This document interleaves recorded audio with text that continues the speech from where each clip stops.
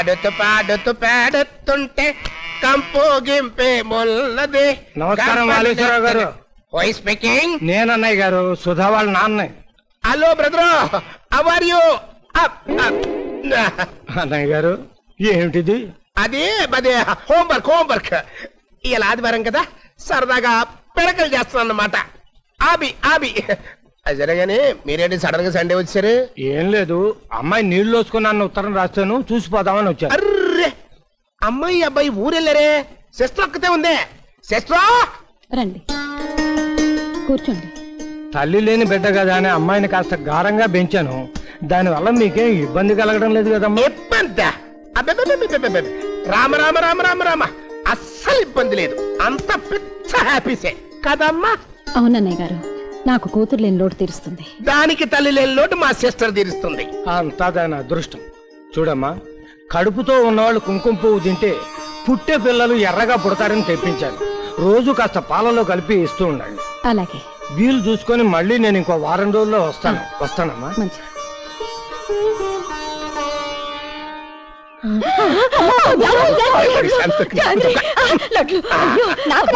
Sister నువ్వు కూడా తినమ్మా, నోరు సవి చచ్చిపోయి ఉంటుంది. నాకు కావాల్సింది ఇది కాదు, గన్నేరు పప్పు. మురారి అమ్మా, వెళ్ళి కాస్త గన్నేరు పప్పు పొడి చేసి తీసురా. గన్నేరు పప్ప? అది తింటే చచ్చిపోతారమ్మా, అది నీకెందుకు? నాకు కాదు, కడుపుతో ఉన్న దానికి, దాని కడుపులో ఉన్న వాడికి.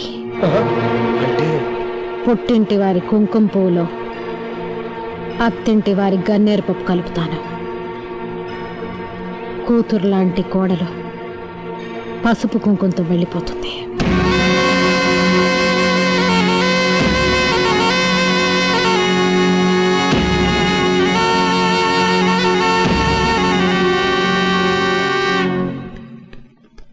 బాబు. అమ్మా, ఇది ఇందాక మీ మామగారు వచ్చినప్పుడు ఇచ్చెళ్లారు, అమ్మాయికి ఇవ్వు. ఏంటమ్మా ఇది? కుంకుమ పువ్వు. కడుపుతో ఉన్నవాళ్ళు పాలల్లో కలుపుకుని తాగితే పుట్టబోయే బిడ్డ ఎర్రగా పుడతాడు. మర్చిపోకుండా రోజు వాడమను. అది మర్చిపోయినా నేను మర్చిపోను, స్వయంగా నేనే కల్పిస్తా.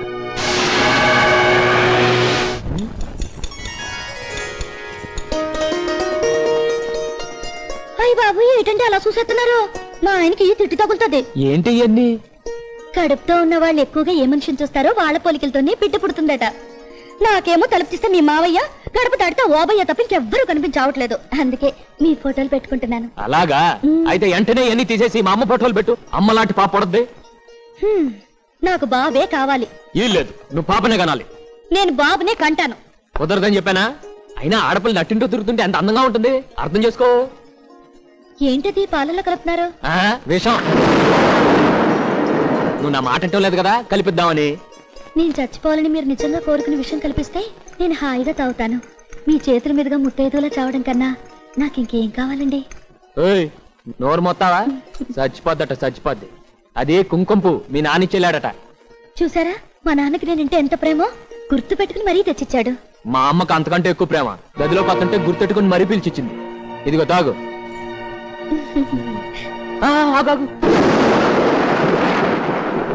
కలిపింది సరిపోదేమో, ఇంకొంచెం కలుపుతాను, ఉండు. అయ్యో చాలండి, మొత్తం అంతా ఒకరోజే తాగేస్తే రేపటి నుంచి ఏం తాగాలి? రేపటి నుంచి కావాలంటే ఇంకో 100 డబ్బాలు తప్పితాను, ముందు తాగు.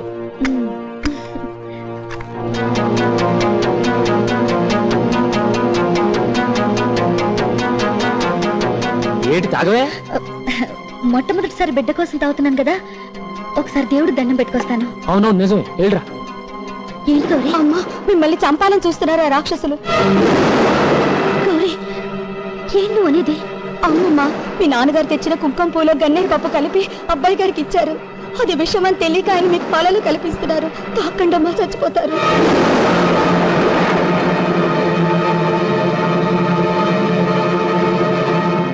త్వరగా రావే, పాలు చల్లారిపోతాయి. ఏంటి పూజ బాజ్?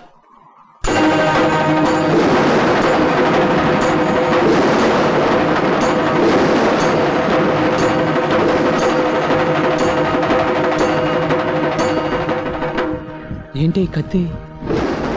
ఇది తీసుకుని మీ చేతులతో నన్ను నరికేయండి. ఏంటి నీకేమైనా పిచ్చి పట్టిందా ఏంటి? నేను నిన్ను చంపేంటి? ఎవరు పెట్టిన విషయం ఇచ్చి చంపే కన్నా మీ చేతులతోనే చంపేయండి. హాయిగా చచ్చిపోతాను. విషమేంటి? ఓహ్, ఇందాక సరదాగా నేను విషయం అంటే నిజం అనుకున్నావా? ఓ పిచ్చిదానా. మీరు సరదాగా అన్నది నిజం. ఆ కుంకుమ పువ్వులో విషం ఉంది. దాంట్లో విషం ఉందా? అది తెచ్చింది మీ నాన్నే? మా నాన్న తెచ్చినప్పుడు అది వట్టి కుంకుమ పువ్వే. మీ అమ్మ చేతిలోకి వచ్చాక విషమైంది. ఆవిడ దానిలో విషం కలిపింది.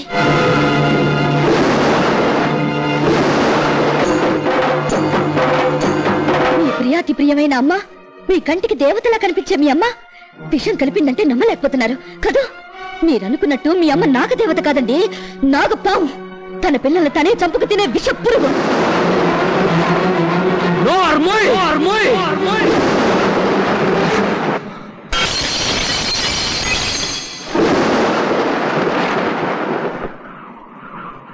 మా అమ్మ దేవతే, దేవత.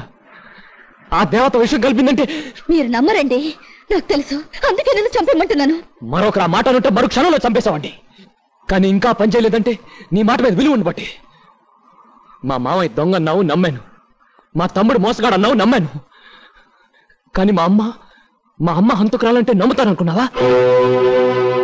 పాలలో విషం కలిసిందని, కలిపింది మా అమ్మాయిని ఎవరు చెప్పారు? ఎలా తెలిసింది? ఇది నిజమని నువ్వు నిరూపించకపోతే నిన్ను నిజంగా నరికేస్తాను. చెప్పు చెప్పు.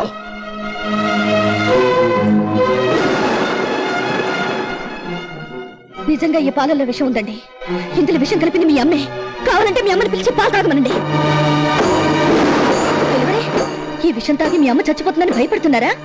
మీ అమ్మ మీద మీకు చాలా నమ్మకం ఉంది కదండి. పిలిచి తాగమనండి. పిలవండి. తాగమంటాను, ఇప్పుడే పిలిచి తాగమంటాను.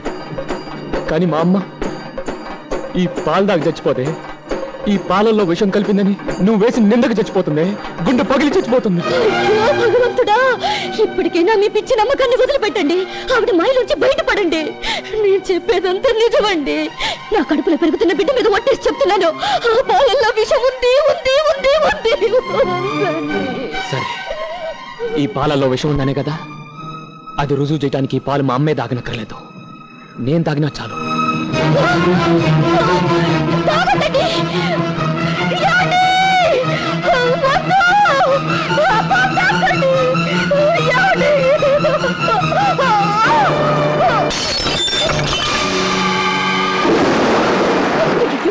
పాపిష్టదాన్ని, మీరింత పని చేస్తారని ఊహించుంటే నేనే తాగేదాన్ని.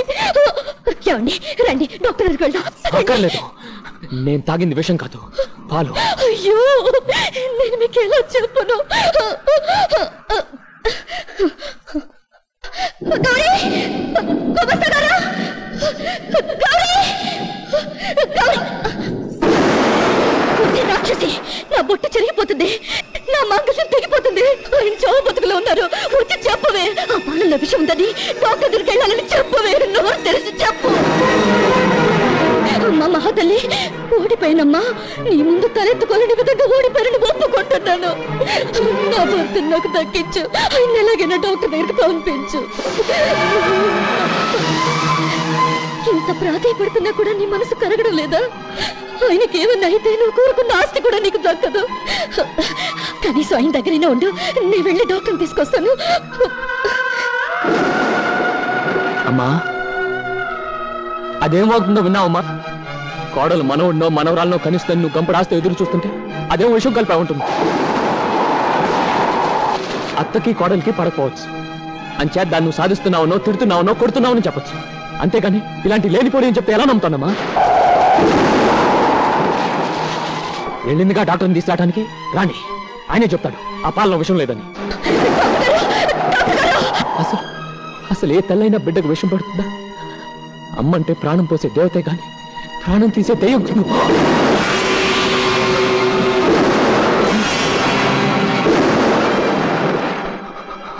మా నాన్న తెచ్చినప్పుడు అది వట్టి కుంకుమ పువ్వే.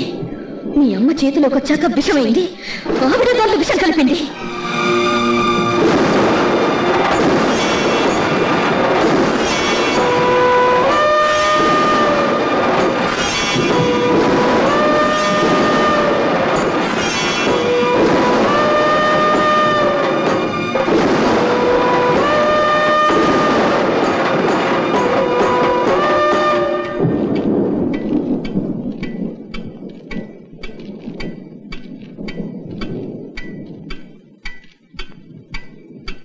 నేను నీకు పిన్నిని కాదు బాబు, అమ్మని.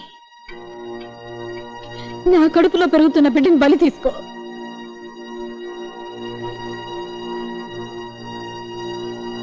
అమ్మా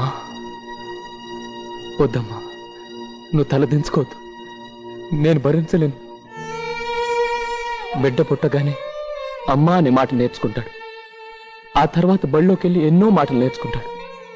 కానీ నేను బళ్ళోకి వెళ్ళలేదు. నీ ఒళ్ళు అమ్మా అనే మాట దగ్గర ఆగిపోయాను కదమ్మా. ఆ 2 అక్షరాలు తప్ప 3వ అక్షరం కూడా నేర్చుకోలేదు కదమ్మా. మరి నాకెందుకమ్మా ఈ శిక్ష? ఈ రక్తం చూసావమ్మా, అమ్మా అమ్మా అనే కొట్టుకుంటుంది. నన్ను ముక్కలు ముక్కలుగా నరికినా కూడా నా చివరి రక్త పొట్టు అమ్మా అని అంటుందమ్మా. ఎందుకమ్మా నీ కోడలను చంపాలనుకున్నావు? ఈ వెధవ ఆస్తి కోసం? నిజంగానే నీకు ఆస్తి కావాలనుకునుంటే దొరబాబు, ఈ కాగితం మీద ఒక్క సంతకం మొక్కు పెట్టరా అని ఒక్క మాట అని ఉంటే ఈ ఆస్తి మొత్తం నీ కాళ్ళ ముందు పెట్టేవాడిని కదమ్మా. ఒరే, నీ మీద నా ప్రేమ చచ్చిపోయింది, నువ్వు కూడా చచ్చిపోరా అని ఒక్క మాట అనుంటే సంతోషంగా నేనే చచ్చిపోయేవాడిని కదమ్మా. ఇప్పుడు ఈ విషయం ఇచ్చి నువ్వెందుకమ్మా హంతకురాలువయ్యావు? నేను చచ్చిపోతున్నానమ్మా. ఇన్ని రోజులు దేవతలా ఉన్న మా అమ్మని హంతకురాలిని చేశానన్న బాధతో చచ్చిపోతున్నా.